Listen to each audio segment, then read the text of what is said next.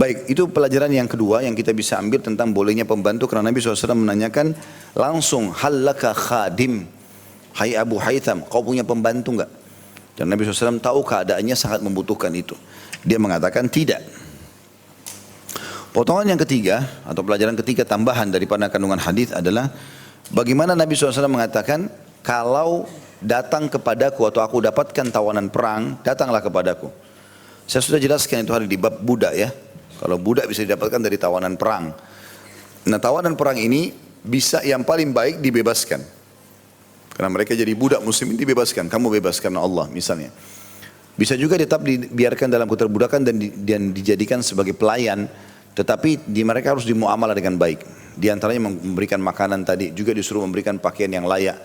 Bahkan salah satu yang dilakukan oleh Talha bin Ubaidillah radhiyallahu anhu, salah satu dari 10 sahabat yang jamin masuk surga, itu beliau kalau beli baju disamakan sama budak-budaknya. Jadi kalau dia jalan sama budaknya tidak ketahuan mana majikan, mana budak gitu.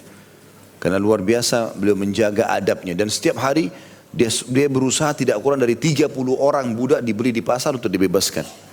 Beli, bebas karena Allah, bebas karena Allah, bebasin orang gitu untuk mencari pahala. Tapi yang jelas teman-teman sekalian, tawanan perang masuk dalam masalah ini. Kemudian Nabi SAW mengatakan, nanti kalau saya dapat tawanan perang, datanglah ke saya.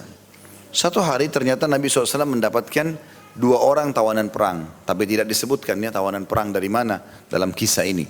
Yang jelas beliau mendapatkan 2 orang laki-laki tawanan perang. Maka dipanggillah Abu Haytham lalu dikatakan, pilihlah salah satunya. Silakan ambil untuk jadi pelayanmu di rumah gitu. Maka kita masuk ke pelajaran setelahnya. Ini maksudnya ini kebaikan Nabi SAW menawarkan membantu kepada sahabatnya. Dan pelajaran ini kita bisa ambil, tawanan perang adalah bagian daripada budak yang bisa dipekerjakan ya. Walaupun ada adab-adab dan tata keramanya.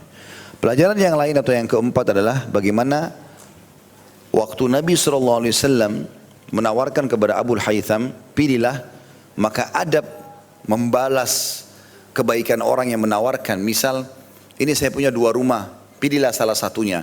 Ini saya punya roti, pilihlah salah satunya. Ini saya punya 2 pulpen, pilih salah satunya. Adabnya kita kembalikan kepada pemiliknya. Karena dia sudah niat baik sama kita kan. Pasti di antara 2 benda itu ada yang dia paling suka, nggak mungkin tidak. Biasa kita punya 2 pulpen, kita suka salah satunya misalnya. Atau kita punya 2 motor, kita punya 2 mobil, seterusnya. Ini adalah adab. Pada saat dia mengatakan pilihlah salah satu, dia ingin niat baik sama kita. Maka yang paling baik kita kembalikan, pilihkan buat saya.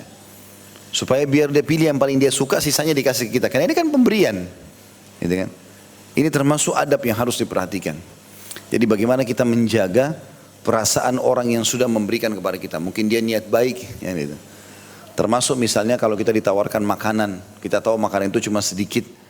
Maka nggak usah, nggak apa-apa, silahkan makan saja. Kalau dia memaksa untuk membagi 2, kita pilih. Ambil, suruh pilihkan, baiklah. Sudah dipotong 2 rotinya. Pilihkan buat saya potongan yang mana. Gitu ya. Kalau dia kasih itu yang kita ambil, gitu kan. Itu termasuk tata kerama adab yang sangat baik supaya tidak menyakiti perasaan orang yang sudah memberi, dia sudah niat baik, gitu kan. Itu pelajaran juga. Kemudian pelajaran yang kelima, tambahan tentunya. Ini semua 5 poin tambahan dari yang 3 tadi ya. Jadi sudah 8 kalau dengan kandungan hadis tadi. Adalah sabda Nabi SAW, innal mustasyara mu'taman. Artinya sesungguhnya orang yang diajak musyawarah harus yang dapat dipercaya. Dan ini inti penyebab kenapa pasal ini ditulis oleh Imam Bukhari rahimahullah. Potongan sabda Nabi SAW, innal mustasyara mu'taman. Ya. Dan ini potongan pendek tapi punya makna yang luas. Sesungguhnya orang yang diajak musyawarah harus orang yang dapat dipercaya. Maksud dalam percaya di sini adalah orang yang sudah dikenal, orang yang terkenal ibadahnya, kejujurannya, itu yang kita ajak musyawarah. Bukan semua orang. Ya, orang yang bijak. Karena ada orang teman-teman, semua orang diajak musyawarah. Ini salah. Misal di majelis seperti ini, dia punya masalah rumah tangga. Hampir semua majelis diceritakan sama dia. Ini keliru. Dari mana dia tahu itu teman atau musuh? Mungkin orang itu tidak suka sama dia. Pada saat dia cerita, ada poin yang bisa dipegangi sebagai aibnya dia. Gitu kan? Maka nggak boleh. Lalu bagaimana caranya Ustaz saya bisa mengetahui orang ini terpercaya atau tidak? Ya kita pelajari dulu. Sebelum cerita, kenal dulu siapa orang itu. Setelah kita lihat orang itu bijaksana, ya, umumnya biasa orang kalau sudah berumur itu bijaksana umumnya. Ya, dia orang sudah pengalaman dalam hidup. orang sudah tua rambutnya putih, orang itu umumnya diajak bermusyawarah biasanya. Kalau anak-anak masih muda, lalai gitu kan, belum faham. Yang saya sayangkan kadang-kadang banyak terjadi, bahkan ini penyebab utama cerai, rusaknya rumah tangga. Salah satu dari suami istri ini bermusyawarah dengan orang yang lebih rendah daripada mereka atau lebih di bawah daripada mereka dari sisi keadaan. Misal gini, dia sudah menikah suami istri. Anggap seorang ibu misalnya menikah sama suaminya, ada masalah dalam rumah tangganya. Dia bermusyawarah sama adiknya yang masih gadis, perempuan yang tidak paham rumah tangga. Bagaimana menurut kamu dek gini-gini. Dia sendiri belum berumah tangga, apa yang dia mau kasih saran? Kan gak mungkin, dia gak punya pengalaman kan. Atau bermusyawarah dengan orang yang gagal rumah tangga, janda sama duda. Bagaimana menurut kamu?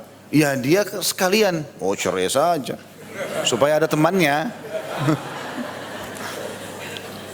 Ini salah musyawarahnya. Musyawarah itu teman-teman kepada orang yang berhasil. Kita mau bicara masalah rumah tangga, cari orang yang sudah langgeng rumah tangga 10 tahun, 20 tahun, gak cerai. Itu yang kita tanya gitu loh.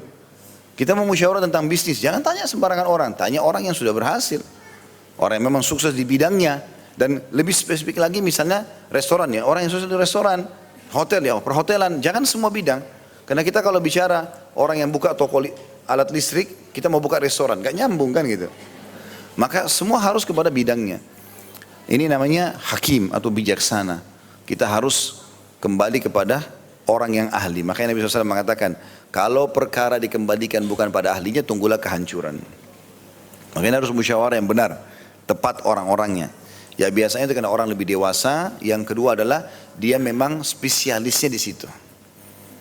Memang dia tahu itu. Ya, ingat, saya selalu ingatkan masalah rumah tangga karena ini pilar-pilar masyarakat dan pilar negara. Kapan rumah tangga itu baik maka akan baik semuanya gitu loh. Kapan rusak maka rusak umumnya gitu kan.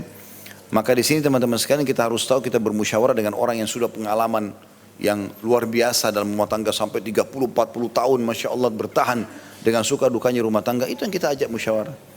Kalau orang yang setiap hari bertengkar kita ajak musyawarah gak ada gunanya. Kita diajari juga bertengkar sama dia. Oh kalau saya sih begini. Nah kan gitu.